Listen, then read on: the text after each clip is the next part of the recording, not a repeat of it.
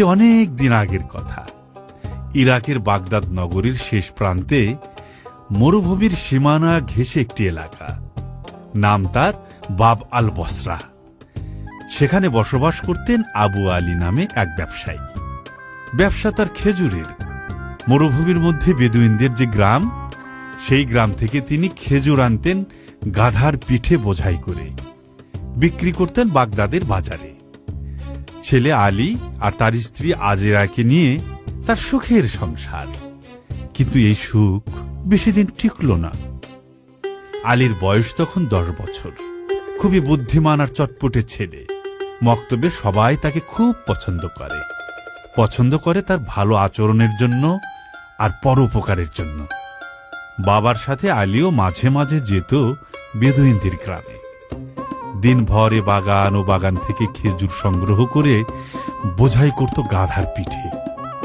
বিকেল বিকেল ফিরে আসত বাগদাদের বাজারে। সেদিন খেজুর সংগ্রহ করে বস্তা বোঝাই করতে করতে বিকেল গড়িয়ে গেল। সন্ধ্যার পরে মরুভূমির পথটুকু পাড়ি দেওয়া খুবই ঝুঁকিপূর্ণ। ডাকাতদের কবলে পড়ার সম্ভাবনা থাকে। বাবা আলী, কি করা যায় বলো তো? সবাই তো বিকেল বিকেল শহরের দিকে চলে গিয়েছে, কিন্তু এখানেই বা থাকবো কোথায়? বেদুইনদের গ্রামে রাতের বেলায় থাকারও তো কোনো সুব্যবস্থা নেই। কি করা যায় বাবা বলো তো? যাবো নাকি যাবো না? আমার মনে হয় চলে গেলেই ভালো হয় আব্বাজান। ঠিক আছে, আল্লাহর উপর ভরসা করে চলো রওনা হই। অবশেষে মাল সামানা নিয়ে শহরের দিকেই পা বাড়ালেন। চাঁদ নেই আকাশে। সন্ধ্যার পর ধূপ করে আধার নেমে এলো মরুভূমিতে। বাবা বললেন, আজ খুব কষ্ট করলে আলী। কালকে বাজার থেকে তোমার পছন্দের চশমাটি কিনে দেব ইনশাআল্লাহ। কত দিনের আবদার তোমার। সত্যি কিনে দিবেন? আলহামদুলিল্লাহ। সারাদিন বেদুইন পল্লী থেকে আপনার সাথে খেজুর সংগ্রহ করতে আমার খুব ভালো লেগেছে। আমার কোনো কষ্টই হয়নি আব্বাজান। কোনো কষ্ট হয়নি? মাশাআল্লাহ। তাহলে তো তুমি খুব শীঘ্রই ব্যবসায়ের সব কাজ শিখে ফেলতে পারবে।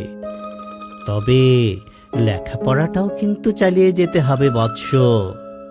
পথ খুব কম, ঘণ্টাখানেক চললেই শহর। কিন্তু যেখানে বাঘের ভয়, সেখানেই সন্ধ্যা হয়। আলীর বাবা লক্ষ্য করলেন একদল ঘোড়সওয়ার টকবক টকবক করে তীব্র বেগে ঘোড়া ছুটিয়ে তাদের দিকে আসছে। আলী আলী আলী, তুমি এক কাজ করো, ওই যে একটা বালির ডিবি দেখা যাচ্ছে না, ওটার পেছনে তুমি লুকিয়ে পড়ো। ঠিক আছে বাবা, যাচ্ছি। কিন্তু তুমি? আলী দূর থেকে দেখলো পুরো দৃশ্য। ডাকাত দল তাদের সব মালামাল লুট করলো। ছেড়ে দাও, ছেড়ে দাও আমাকে। আমার মালামাল নিচ্ছ নিয়ে যাও, অসুবিধা নেই। আমাকে ছেড়ে দাও। বাসায় আমার স্ত্রী আছে, ছেলে আছে। আমাকে না পেলে ওরা পাগল হয়ে যাবে। আমাকে ছেড়ে দাও তোমরা। তা কি হয় রে পাগলা? তোর মালামাল তো লুট করবই, তোকেও দাস বাজারে বিক্রি করে দেব। ডাকাত দল তাদের সব মালামাল লুট করলো। ধরে নিয়ে গেল বাবাকে। ঢিবির পিছনে লুকিয়ে থেকে সারা রাত কাঁদল আলী। আমার বাবাকে ওরা ধরে নিয়ে গেছে। আমি এখন বাবাকে কোথায় পাবো? আর মাকেই বা কি জবাব দেব? সারা রাত কাঁদল আলী। সকালে মরুভূমির পথটুকু পাড়ি দিয়ে ফিরল মায়ের কাছে। মা পাগলিনীর মতন খুঁজল তার স্বামীকে, আলীর বাবাকে। আশেপাশের সব শহরে লোক পাঠিয়ে খোঁজ নিলেন, কিন্তু আবু আলীর কোনো সন্ধান মিলল না। সেই থেকে তাদের দুর্দিনের সূচনা। আলীর মক্তবে যাওয়া বন্ধ। মা এ বাড়ি ও বাড়ি কাজ করে কোনো মতে সংসার টেনে নিচ্ছিলেন, কিন্তু তার অসুস্থতা আলীর কাঁধে যেন এক পৃথিবীর সমান ভর তুলে দিল। দেখতে দেখতে 1 বছর পার হয়ে গেল। আলীর বয়স এখন 11। এই 1 বছরে আলীর বয়স যেন 10 বছর বেড়েছে। স্বামীর শোকে মা শয্যাশায়ী হওয়াতে সংসারের ঘানি এখন তাকেই টানতে হয়। সারাদিন বাজারে এর ওর ফুট ফরমাস করে যা উপার্জন করে, তাই দিয়ে সামান্য সদাই করে রাতের বেলা ঘরে ফিরে আলী। এর মধ্যেই ঘটে গেল এক মজার ঘটনা। দুপুরের দিকে বাজারে কেনা বেচা কমে যায়। ব্যবসায়ীদের কেউ জোহরের নামাজ পড়ে, কেউ বা দুপুরের খাবার খায়। অধিকাংশ দোকান তখন বন্ধ থাকে। দোকানের একেবারে শেষ মাথায় আব্দুল কাদের সদাগরের দোকান। মাঝারি মানের ব্যবসায়ী তিনি। দোকানে মাল ওঠানো কিংবা বড় ধরনের বেচা বিক্রি হলে আলী কায়িক পরিশ্রম দেয় এখানে। আলীকে খুব আদর করেন আব্দুল কাদের সদাগর। আলীর আজ অন্য দোকানে কাজ। নামাজ শেষ করে হালকা কিছু আহার দিয়ে দুপুরের খানা শেষ করবে বলে আলী যেই বাইরে পা দিয়েছে, অমনি দেখতে পেল কাদের সদাগরের দোকানের সামনে একটা জটলা। একদল ঘোর সওয়ার। আড়ালে চলে গেল আলী। এবার লুকিয়ে লুকিয়ে ভালো করে লক্ষ্য করল, আবার মুহূর্তেই বুঝে ফেলল সেই ডাকাত দল। ডাকাত ডাকাত বলে চিৎকার করলে দুপুরে শুনশান বাজারে লোকজন জড়ো হওয়ার আগেই ডাকাত দল তাকে মেরে ফেলবে। লুটপাট করার সুযোগ না পেলে আব্দুল কাদের সদাগরের জীবনও হুমকির মুখে চলে যাবে। তাকেও মেরে ফেলতে পারে ওরা। কি করবে ভেবে পাচ্ছিল না আলী। হঠাৎ তার মাথায় একটা বুদ্ধি আসলো। দোকানের কিছু শুকনো কাঠ আর খড়কুটাতে আগুন ধরিয়ে দিল সে। আগুনটাকে দোকানের সামনে ঠেলে দিয়ে চিৎকার শুরু করে দিল, আগুন আগুন, বাঁচাও বাঁচাও, দোকানে আগুন লেগেছে, কে কোথায় আছো, দ্রুত পানি আনো, আগুন নেভাও, নচেৎ সব পুড়ে ধ্বংস হয়ে যাবে। আলীর চিৎকার শুনে বিশ্রামে থাকা ব্যবসায়ীরা একে একে ছুটে আসতে থাকে। আগুনের খুব কাছাকাছি আসতেই আলী ফিসফিস করে তাদেরকে বলে, আগুন নয়, কাদের চাচার দোকানে ডাকাত পড়েছে। লোকজন এবার ডাকাত ডাকাত বলে চিৎকার শুরু করে। ডাকাত পড়ছে রে, ডাকাত! তোমরা কে কোথায় আছো? তাড়াতাড়ি আসো! ডাকাত দল কিং কর্তব্য বিমূঢ় হয়ে বাজারের মধ্যে ছোটাছুটি শুরু করে দেয়। এক পর্যায়ে তারা পালিয়ে যায়। বাজারের ব্যবসায়ীরা আলীকে মাথায় করে হইচই করতে করতে কাদের সদাগরের দোকানের সামনে হাজির হয়। আজ আলীর জন্যই তুমি বেঁচে গিয়েছো, কাদের সওদাগর। নিশ্চয় নিশ্চয়, আমাদের আলী অনেক সাহসী ছেলে। আজকে আমার জীবন এবং সম্পদ রক্ষা করেছে আলী। বলো বাবা, কি চাও তুমি আলী? আজকে তুমি যা চাইবে তাই পাবে আমার কাছে। কিছুই চাই না চাচা, কেবল দোয়া চাই। দোয়া তো করবই প্রাণ ভরে, তবে কিছু একটা তোমাকে দিতেই হবে। আলী রাজি হচ্ছিল না। শেষমেশ অনেক পীড়াপিড়ির পরে আলী তার সত্য ইচ্ছের কথা জানায়। তার একটা চশমা পরার শখ। চলো চলো দোকানে চলো। এ তো অনেক সামান্য চাওয়া। চলো চলো বাবা, এক্ষুনি দোকানে চলো। আলী ব্যবসায়ীর সাথে চশমার দোকানে যায়। দোকানি তাকে অনেক চশমা দেখায়, কিন্তু আলীর কোনোটাই পছন্দ হয় না। শেষ পর্যন্ত একটা অন্য রকম বিশেষ চশমা দেখান তিনি। আলীর খুব পছন্দ হয়ে যায় সেটি। দাম কিছুটা বেশি। আব্দুল কাদের খুশি মনে সেটি কিনে দিতে রাজি হয়ে যান। দাম মিটিয়ে তিনি দোকান থেকে চলে যাওয়ার পর দোকানে চাচা বলেন, শোনো আলী, একটা গোপন কথা। এটা একটা বিশেষ চশমা। এর একটা বিশেষ শক্তি আছে। কি শক্তি চাচা? এটা দিয়ে তুমি মানুষের মনের কথা পড়তে পারবে। আলী খুব বিস্মিত হয়ে যায়। তবে তবে একটা শর্ত আছে। এই চশমাটা ব্যবহারের প্রথম দিন থেকে টানা 7 দিন সত্য কথা বলতে হবে, তবেই এটা কাজ করবে। সামান্য একটা ছোট্ট মিথ্যা কথা বললেও এটার কার্যকারিতা নষ্ট হয়ে যাবে। ও আচ্ছা, তাই? আলী খুব অবাক হয়। চশমাটা চোখে লাগিয়ে দোকানি চাচাকে ধন্যবাদ জানিয়ে বাড়ির পথে হাঁটা দেয় সে। বাড়ির খুব কাছাকাছি চলে এসেছে আলী। হঠাৎ তার মনে হলো কেউ একজন তাকে অনুসরণ করছে। পেছনে তাকায় আলী। বিস্ময়ে চোখ ছানা বড় হয়ে যায়। এ কি দেখছে সে? আলী চোখ কষলে আবার তাকালো। ভুল দেখছে না তো?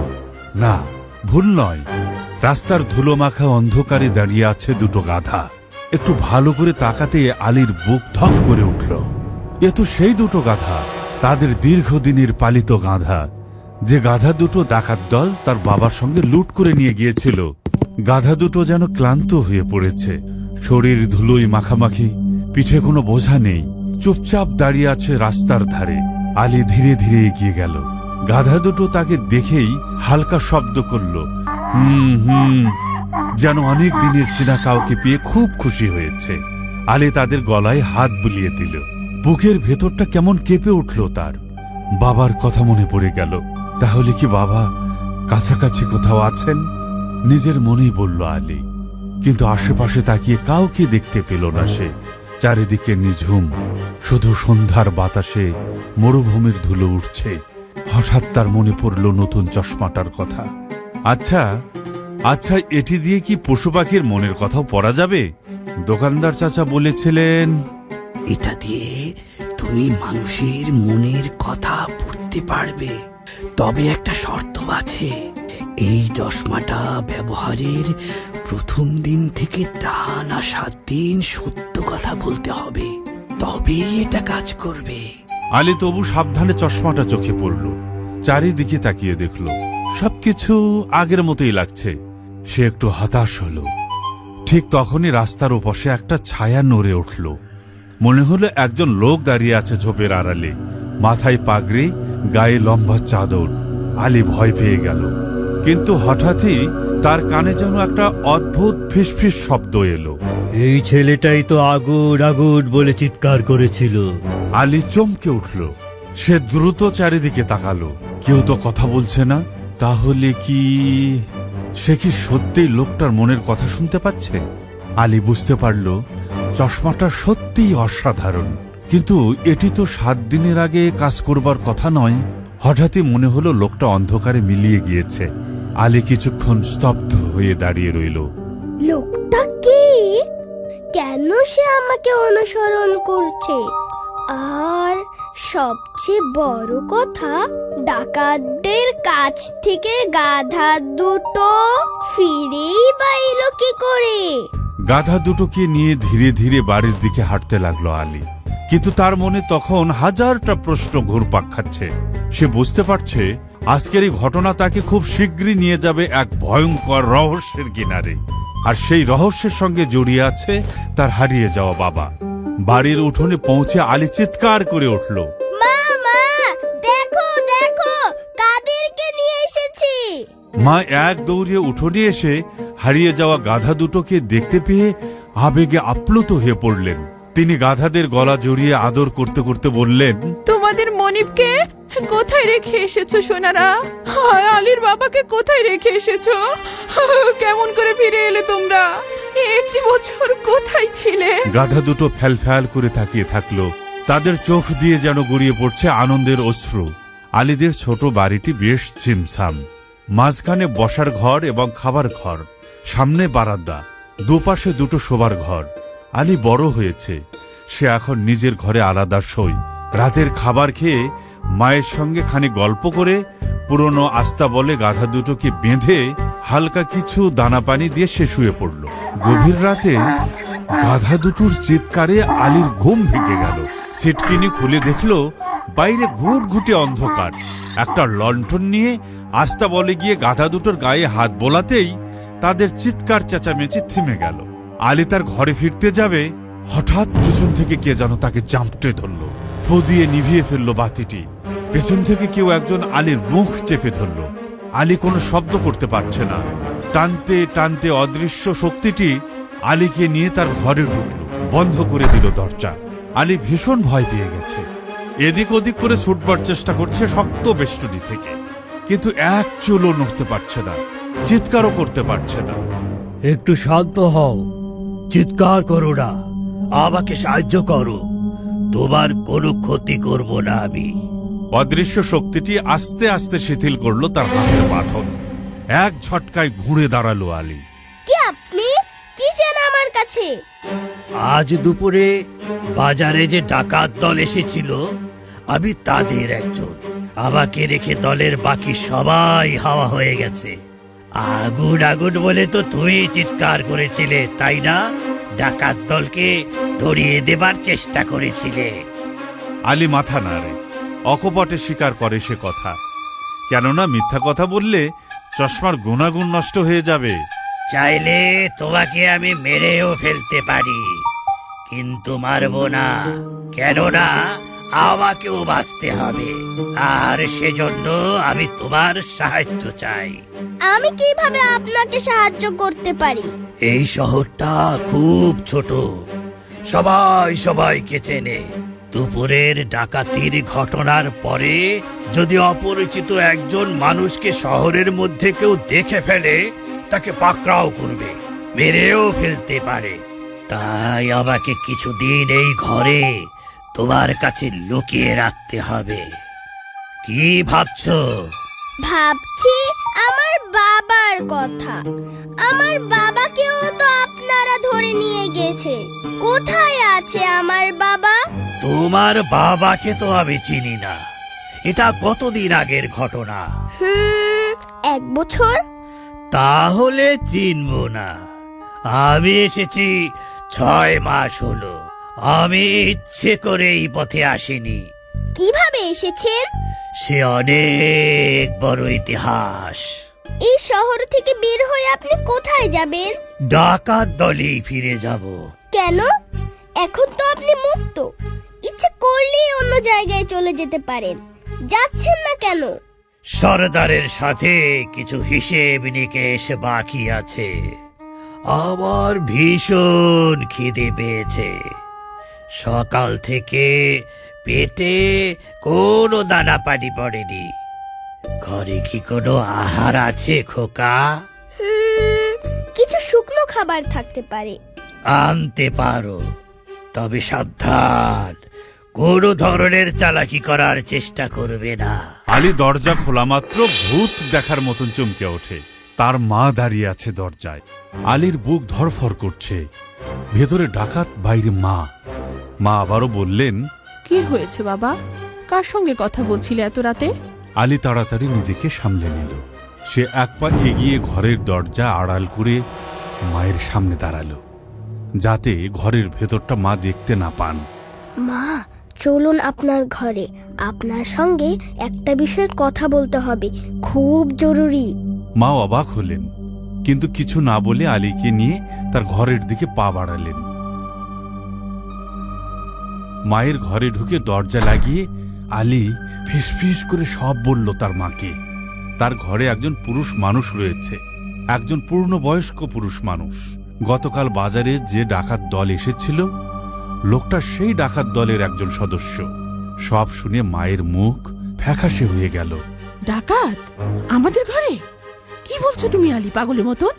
লোকটা তো এখনই আমাদের গলায় ছুরি ধরবে আর লুট করে নিয়ে যাবে। সামান্য সহায় সম্পদ যা আছে এখনই তাকে নগর রক্ষীদের হাতে তুলে দিতে হবে।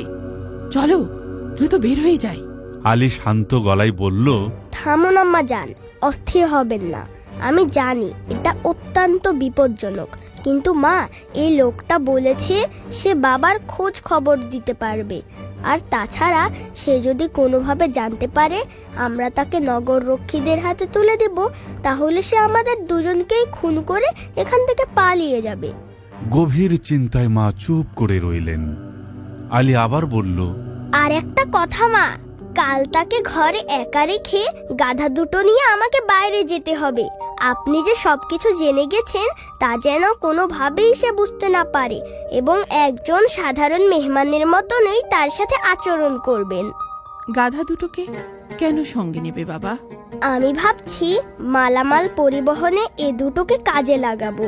মাথায় বোঝা টেনে টেনে আমি যে ভীষণ পরিশ্রান্ত হয়ে গেছি আম্মা জান। মা আলীর মাথায় হাত বুলিয়ে দিলেন। আমার সাহসী ছেলে, বাবার মতনই বুদ্ধিমান ব্যবসায়ী হবে তুমি। তবে একটি কথা, বাবা হারিয়ে যাওয়ার পর থেকে শুধু বোঝা নয়, আমাকেও তোমার মাথায় বয়ে নিয়ে যাচ্ছ। আল্লাহ নিশ্চয় তোমাকে এর উত্তম যা যা দান করবেন। তবে আজকে যা বললে সেটা নিয়ে আমি খুব চিন্তিত হয়ে পড়েছি বৎস। ঠিক আছে, তুমি যেটা ভালো মনে করছো সেভাবেই পা ফেলো, তবে খুব সাবধানে। মনে রেখো, এই পথে ভুল করলে বিপদ শুধু তোমার নয়, আমার এবং আমাদের সবারই। আলী মাথার নাড়ল। কিছুক্ষণ পর সে খাবার ঘর থেকে শুকনো রুটি, খেজুর আর পানি নিয়ে নিজের ঘরে ফিরে এলো। লোকটা তখনও সতর্ক হয়ে বসেছিল। আলী খাবার এগিয়ে দিতেই সে বুভুক্ষের মতো খাবার খেতে শুরু করলো। ক্ষুধার্ত পেট ঠান্ডা হলো। অনেকক্ষণ সে চুপ করে থাকলো। তারপর ধীরে ধীরে বলতে শুরু করলো। তুমি জানো না তুমি আমার কত বড় উপকার করলে। আমি না জানলেও আমার দলের নিশ্চয়ই অনেকেই জানে তোমার বাবার কথা। যদি দস্যু দলে আবার ফিরে যেতে পারি তবে নিশ্চয়ই তোমার বাবাকে খুঁজে পেতে সাহায্য করব। কিন্তু কেন? আপনিও তো একজন ডাকাত, আপনি কেন আমার বাবাকে খুঁজে পেতে সহায়তা করবেন? ডাকাত দলে আছি, তাই আমাকে ডাকাত বলতেই পারো হে উপকারী বালক। তবে কেন আমি এখনো এই দলে রয়ে গেছি, সেই কাহিনী শুনলে আমার প্রতি তোমার ধারণা কিছুটা পরিবর্তন হতে পারে। এই যে আমার আঙুল দেখতে পাচ্ছ, এখানে এটা কি আছে? এ তো আংটি, কি সুন্দর, নিশ্চয়ই অনেক দামি। ঠিকই ধরেছ বালক, খাঁটি হীরের আংটি।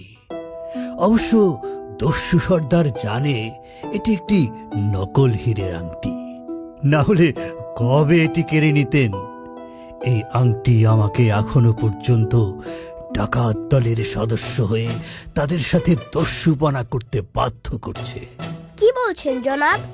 একটা আংটি কি করে আপনাকে ডাকাত দলের সঙ্গে আটকে রেখেছে? সে এক বিরাট কাহিনী, শোনো তাহলে বলছি।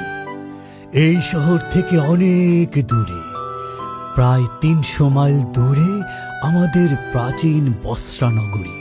সেখানকার এক ধনী ব্যবসায়ী, নাম তার হাম্মাদ শেখ, খুব সৎ আর পরোপকারী। তার ছিল পরমা সুন্দরী এক কন্যা। যেমন তার রূপ তেমন তার গুণ, বাবার মতোই মানুষের জন্য নিবেদিত প্রাণ। কিন্তু ধর্মপ্রাণ মুসলিম নারী বলে তার চেহারা কেউ কোনোদিন দেখেনি। ক্ষুধার্তকে খাবার দেয়া, অভাবীকে সাহায্য করা, দাস মুক্ত করা, এমনকি অন্যের দাস দাসীকে তার কাজে সাহায্য করা, এসব ছিল তার প্রতিদিনকার কাজ। বসরার অনেক ধনী পরিবারের যুবক এই কন্যাটিকে বিয়ে করার জন্য ব্যাকুল ছিল, কিন্তু হাম্মাদ শেখ তখনও পর্যন্ত কোনো যুবককে তার নিজের কন্যার জন্য উপযুক্ত পাত্র হিসেবে পছন্দ করেননি। আর সব যুবকের মতন আমিও ভাবতাম, যদি হাম্মাদ শেখের বাড়িতে জামাতা হিসেবে যেতে পারতাম। কিন্তু আমার মতন একজন ভবঘুরে যুবকের জন্য এটি ছিল এক আকাশ কুসুম কল্পনা। এর মধ্যে ঘটল এক অভাবনীয় ঘটনা। বন্ধুরা, কি সেই ঘটনা ঘটলো তা কি তোমরা জানতে চাও? তাহলে অপেক্ষা করো পরের পর্বের জন্য। চশমা জাদুর, চশমা জাদুর, চশমা জাদুর চশমা। আলীর চোখে চশমা দেখে চিন্তিত কেন হোশমা। চশমা জাদু, চশমা জাদু, চশমা জাদু, চশমা জাদু, চশমা জাদু।